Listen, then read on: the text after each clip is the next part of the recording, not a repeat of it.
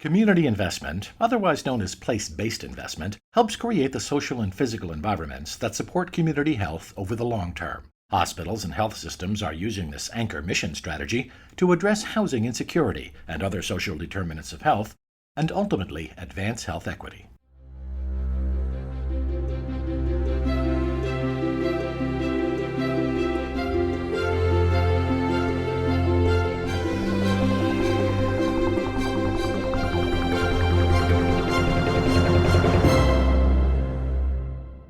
Welcome to Advancing Health, a podcast from the American Hospital Association. I'm Tom Hederle with AHA Communications. To learn more about the role hospital and health system presidents and CEOs have in championing community investment efforts, Nancy Myers, AHA's Vice President of Leadership and System Innovation, speaks with Doug Brown, President of UMass Memorial Community Hospitals and Chief Administrative Officer of UMass Memorial Health, and also Lillian Montoya, President and CEO of Christus St. Vincent. This podcast is part of AHA's series, Community Investment, Conversations with Senior Leaders. Thanks, Tom. And Doug and Lillian, thank you for speaking with me today. Both of your organizations have made significant commitments to the economic health of your communities, including for affordable housing. But you've taken really different approaches that I'd like to start out by asking you to talk about. So, Doug, to start with you, your senior leaders recently adopted the Anchor Mission and approved the community investment program for your system. Can you tell us what the initial focus of this program is planned to be? Sure, I'd be happy to. So we started this journey about 4 years ago, and for us, it was all about reimagining the role that our institution is playing in our community. And we were highly motivated by the fact that, our mission is about improving the health of the community. We know that the social determinants of health contribute about 3 times as much to an individual's health than the great healthcare we provide. So we felt like we weren't being authentic to our mission unless we're getting outside of our walls in a more conscious and intentional way, in a way that is built right into our strategy. And so we did that by adopting an anchor mission, which in our case is primarily about leveraging our organizational assets to address social disadvantage and pervasive inequality. And we do it in 3 basic ways: through using our investment power, our hiring power, and our purchasing power to get at that. So we started with investment. It's interesting, most organizations start in another way because they think that's the hardest. We found it was the easiest. And what we did was we pledged to take 1% of our investment portfolio, in our case that amounted to $4 million, and redirect those investments from stocks and bonds to community investments. We've now made 6 investments across our region for a total of over $3 million, and we're likely to commit another $1 million this coming year. The priority was based largely on our community health needs assessment, what we saw in the community, what we know from a number of other sources of information. Housing was at the very top of that list, so we started with housing. Housing also was more comfortable to us, particularly our investment committee, because we have a secured asset if anything went wrong, and I think they felt more comfortable out of the gate having that. So we've invested in chronic homelessness, we've invested in affordable housing, and we've made significant investments in kind of arts, in the arts community. Not professional artists, but typically immigrant populations that have a interest and an ability in art, but have no way of demonstrating it. We know that that can really help turn around a neighborhood and a community. So those have been our initial focus. Thanks for sharing that. And I'll come back to you in a little bit because I want to drill into some of that investment work a little bit more. Lillian, Christus St. Vincent partners with Anchorum St. Vincent, which is a community health impact organization to support Santa Fe and northern New Mexico. Can you talk a little bit about the collaboration and relationship between these 2 entities and how you're driving community investment with that model? Yes, you bet. Thank you for inviting me to share our story with you today. So Christus St. Vincent is a jointly owned health system in Santa Fe and northern New Mexico. So what that means is that 50% of the ownership is held by Anchorum St. Vincent and 50% by Christus Health. And it presents a really wonderful and unique challenge because it allows us to pool our dollars together to focus on investments in our community.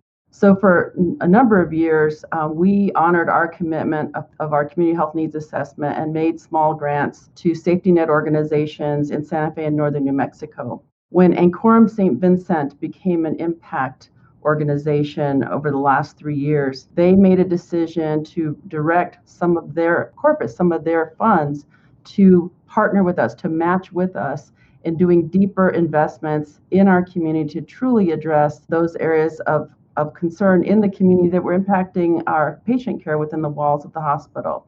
So we focused on super priorities, but really what we've done is we've evolved to a community funding alliance. It includes also a local nonprofit so that the three organizations are making shared investments, deeper investments that can create sustainable change in Santa Fe and northern New Mexico. And it's really looking at the lifespan, everything from affordable housing to food insecurity, women's health, senior health. It really does run the lifespan of our investments. Thanks. So, and I have a follow-up question for you then. In this partnership that you formed, this community funding alliance, I'm interested in kind of delving into the role of Christus St. Vincent as a part of that group. At some point, to really make an impact, we have to move from community work being transitioned from that project approach to becoming an integrated part of the system strategy. And I'm wondering if you can comment, as wearing your health system CEO hat, about how that transition has gone, and is community investment an ongoing integrated part of your strategy at this point? Absolutely. It's actually part of our strategic plan. Every year when we do a refresh on our plan, it really does. The community health needs assessment and our priorities in engaging with the community are woven into our overarching strategy for the organization, and it filters through in many different ways. But what we're finding is that by partnering with Ancorum St. Vincent, we're able to strengthen the systems of care and strengthen the community partnerships and collaborative solutions within the community. So while we had relationships, longstanding relationships with the leadership of each of these safety net organizations, it's transformed into a collaborative where we're serving as a sort of an everyday resource to them to sustain their work within the community. And we're learning a great deal more about our community by virtue of that collaborative relationship. So many of these organizations are really getting into the nooks and crannies of Santa Fe and northern New Mexico to populations that we may not have ready access to, but in collaborating with them to help them serve those populations, we are learning a great deal more about our community, and it's made us richer for it. It's made our strategies, for example, in our clinician group, where our super priorities are on behavioral health, senior care. That really, in large measure, came from our collaborative conversations with the organizations that we are investing in. So they keep us most informed of some of the greater challenges we've been feeling, especially now during this pandemic journey. But it's, I would say it's deepened our commitment to not only investing in them and to helping them not grow in their own capacity, but it's made us better at our work overall. Thank you. Doug, I want to return to you and ask a question about what you began speaking of in terms of your investments. You talked about how you're using your CHNA to identify areas for investment, like housing and chronic homelessness. But it can be overwhelming to kind of then, within the different options of investment, to figure out what to choose or what to start with. Can you talk about how your team sorted through those investment options and made those decisions about which ones to focus on as you were shifting that 1% over to communities? Yeah, it can be a little overwhelming, and I think you have to develop some pretty clear criteria. So, as you noted, we started with the premise that we're going to be influenced primarily by the needs of the community. And we did have this process, as all hospitals do, of identifying those needs, which was really helpful. But then what we did is, on our investment committee, we developed some pretty clear criteria beyond that as to the type of partners we wanted to work with and the type of investments. And we have, I think, pretty effectively partnered our finance group with our community benefits group. So the chief controller of our organization, who's an individual who supports our investment committee, is co-chairing this investment effort. And we have our VP of Community Benefits on that team as well, including several others. And so we're bringing both a knowledge of the community and community organizations, as well as some fiscal prudence in terms of making sure we make the right investments. This is a very different process than giving grants. We do want to get the money back, although we don't want to make much on it. We just want to essentially cover inflation. So typically what we're finding is we want it to be relatively short-term loans, usually pre-development loans, which are really hard for a lot of these organizations to get while they line up their long-term financing. But we want to get it back in maybe 3 to 5 years so that we can continue to recycle it into the community and seed other innovative and interesting programs. So some of the criteria is obviously the term of the loan we're interested. Some of it may be we care a lot about the partners we're working with, track record, someone we trust is really important. And, obviously their ability to pay it back, how long they've been doing it. And those are an example of some of the things we focus on. And then we have organizations come in, fill out a form in advance, interview with us, and we make a decision from there. And it's worked out pretty well so far. Something that you've both touched on in your comments that I find is a common thread with many organizations doing this work is that you continue to really work at de-siloing the work and bringing together teams within your organizations of leaders who might not have 20 years ago been sitting around the same table. So, Doug, you talked about, when you're looking at the investments, you've got your community health or community benefit leadership aligned with your system financial leadership. And Lillian, you talked about, that there's integration around this work between your community health team and your clinical teams, figuring out what to focus on for patient care. So I'd like to kind of shift now and ask you both to think about, as part of that team effort, how board leaders come into play. And so a question for both of you, and I'll ask Doug, you to go first, is how do you engage and use your boards to not just endorse this work and sign off on it, but to really help you think about strategizing for it and championing for it in the community? What's their role and how has that evolved over the last few years? Great. Thanks for that question. I think it's vital to get the board involved. And I'll say is what I have observed is that this is very much in the board's sweet spot. Many board members come to our organizations because they have a real interest in helping the community and giving back. And some might have healthcare experience, but most don't have deep healthcare experience. So when they hear the opportunity to leverage our organization to lift up the community, they tend to get very excited and inspired by that. And that's certainly been my experience. One thing we did is when we started this, we invited an individual by the name of Randy Ustra, who's the former AHA board member and the president and CEO of ProMedica in Toledo. And they've been doing this for a long time. And the chair of the board and I heard him at a conference and we were inspired and we said, we have to get him before our board. So the board had a firsthand opportunity to kind of see and touch and feel what an organization who's been doing this, what it looks like and what it feels like. And that completely inspired our board, and that really helped. The other thing we found is that when we went to the investment committee, again, we were concerned that individuals who bring a fiduciary outlook and a perspective of wanting to maximize return. I mean, a lot of these individuals came from the financial world. And so we were a little cautious and concerned about how they might respond to a very non-traditional investment like that. And we found that our concerns were completely unfounded.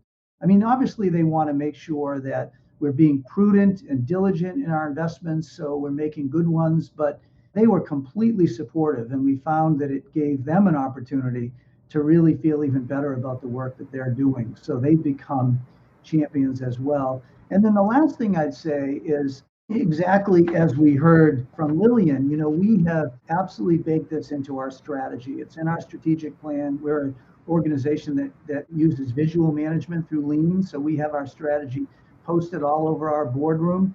And it's right up there for everyone to see when we have board meetings. When we present at board meetings, we always give updates on our strategy. So it is definitely front and center in our strategic conversations, and I think that helps a lot as well. Thanks. Lillian, what are your thoughts about how you've seen your board's usefulness and championing of this work? It's been critical. As I mentioned early on, Ancorum St. Vincent is the 50% owner partner in Christus St. Vincent. And that means that half the board is from Ancorum St. Vincent. So they have a financial, a fiduciary, a governance responsibility, but it has to go beyond that because they really have to have a deep understanding and appreciation for what it means to make community investments that actually strengthen the capacity of those organizations. And so it's been critical. So again, half the board is Ancorum St. Vincent, but we do have something unique. We have a committee of our board called the Health and Wellness Committee. So that includes members of the board of the hospital, including our Ancorum St. Vincent folks, but also community leaders that are very familiar with the efforts happening in the regional community, and they bring that knowledge and experience to that board. So it really enriches the conversation, understanding of what we're trying to accomplish together.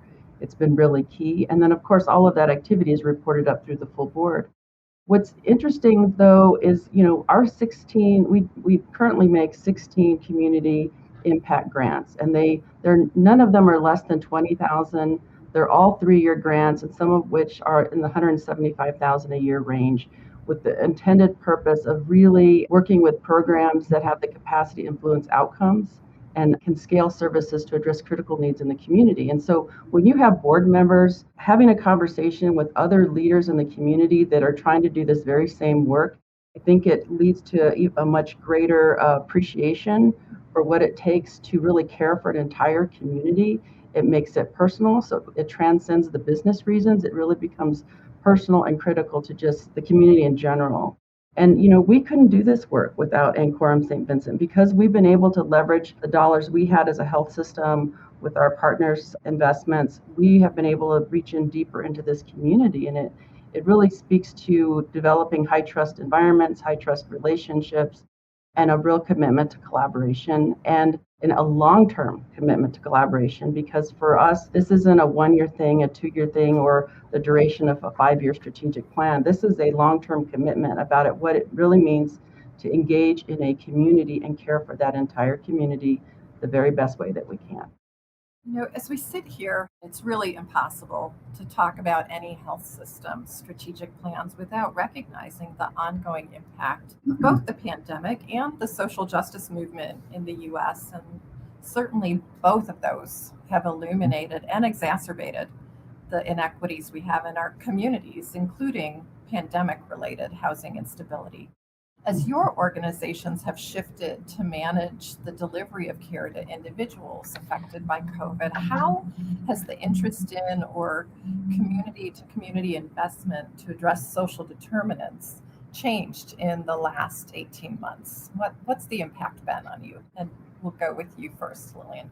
What's been interesting to see is that these organizations that we invest in are very much experiencing what we have been experiencing as a community and as a hospital, challenges of retaining your volunteer workforce in their case. And it makes it harder then to serve the homeless population, to provide those women's services, to provide affordable housing information, because they too are struggling with staffing support. They're struggling with additional financial support. It's made it more difficult, but we have a regular meeting with those safety net organizations so that we can serve as a resource to them. And in many cases, we make available members of our leadership team to serve on their boards to help them stay focused and help them stay on their own planning to provide services in the community. But they are very much challenged. What we have learned over the course of the pandemic more so is our need to really understand the real diversity even within diverse communities. So for example, during the pandemic, while we are very familiar with what it takes to really care for a Native American population, we were challenged to learn what does it mean to care for a Navajo population, which are predominantly from the southern parts of the state. But by leaning on our spiritual care team within the organization and in our surrounding communities, we were able to provide really wonderful spiritual support and compassionate care to that patient population. The social determinants as we come out of the pandemic are going to be even more stressed. And that goes without saying. And we're already seeing that in our behavioral health commitment. We're already seeing that in our challenges around people that are in transition with regard to homes and food insecurity. So it is going to stress our systems. It's going to call for deeper involvement and engagement and our continued dialogue with our partners because these nonprofits are really struggling both now and will be for months to come. Doug, what are your thoughts about the impact of the last 18 months on this work? Yeah, whoever thought we'd be here? It's a crazy time. A few thoughts I guess I would share. The first is that our organization responded incredibly well to this crisis when it happened. We were the first to open a field hospital in Massachusetts. We were the first to open a homeless shelter, a COVID-only homeless shelter. We were first to open a COVID dedicated psychiatric unit. And so we responded to the needs in a really impressive way. And I think everybody in our organization was really proud of how our caregivers stepped up. And there were a number of reasons for that, but my view is that our focus in the last few years of becoming an anchor mission and making it a part of our strategy, it almost allowed people to see our organization in a much broader way and realize that the community is part of us, it's part of our mission, it's part of our responsibility, and it was much more tangible for a lot of folks. And I think that made a big difference.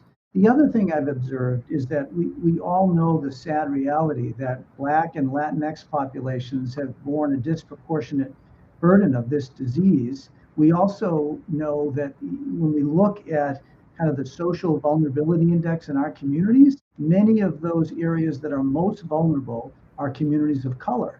And so what I think we're reckoning with is that there is some unconscious bias and historic racism, institutional racism that has played a part in why our communities are arranged the way they are. In Worcester alone, we know that there are two neighborhoods separated by 2 miles, and the life expectancy gap is 11.1 years. And that's really troubling to many of us. And so I think that what we've learned in the social justice conversations that we've had over the past years and some of the awful things we've seen, what we've learned in what's happening in COVID has given us renewed dedication and focus to do this kind of work and to really get at the root causes of pervasive inequality and social disadvantage because they're real, they're right in our communities, and we actually can do a lot about them. So that's my hope for the future. And so I think my final question to both of you follows on that. And so with that push forward from the last 18 months, where do you see your organizations going over the next 5 years in terms of these anchor strategies or these investment strategies? What do you have mapped out or where do you hope to be 5 years from now? Doug, I'll start with you. Yeah, I'd say our dream is to try to create in Worcester, Massachusetts, something similar to what Cleveland did. We had several of us take a tour there where they've been able to bring together a large foundation, educational institutions, healthcare institutions to collectively get at those root causes. So I've had a lot of personal conversations with the leaders of some of our other institutions in the city.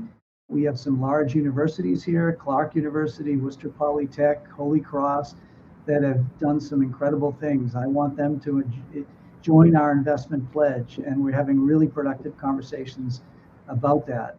So I think, our $4 million is great, but in the overall picture of things, if we could match that with many others and have that become $10, $20 million or more, then you're really talking about some significant change. So that's my goal. The other thing we're thinking about is creating what we call an anchor district, which is we're focusing on a particular small area within our city, and we're going to try to bring a number of resources and organizations to have kind of an intense effort of relocating there and combining all of these 3 anchor elements, hiring, purchasing, and investing, to see if we can, in a concentrated way, really turn around a particular neighborhood one at a time and experiment with that, and obviously bring that to scale if we can be successful. So those are the 2 things we're working on. Thanks. And Lillian, what's up next over the next few years for Christus St. Vincent?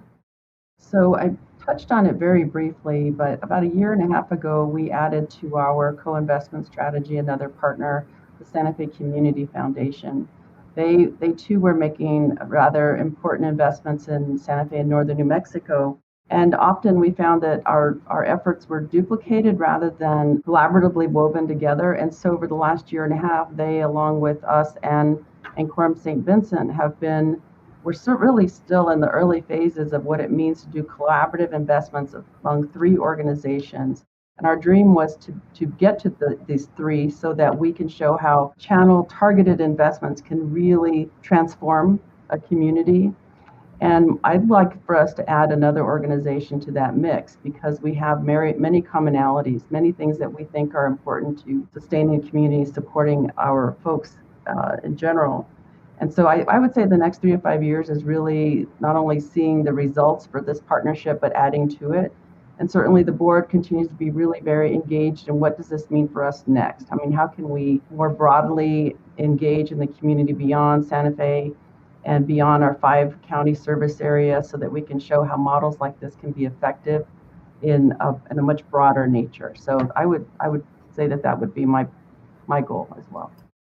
Well, in the spirit of partnership, which is so important to all of this work, I want to thank you both, Doug Brown and Lillian Montoya, for joining me today and sharing your organization's story with the rest of our member hospitals and health systems. And I want to thank our audience for listening to your great advice and also for the work that all of you are doing every day in your own communities to support the health of patients and the families that they live with. Thank you, Doug and Lillian, for joining us and sharing your organization's story. And thanks to you, our audience, for listening to the great advice they both shared.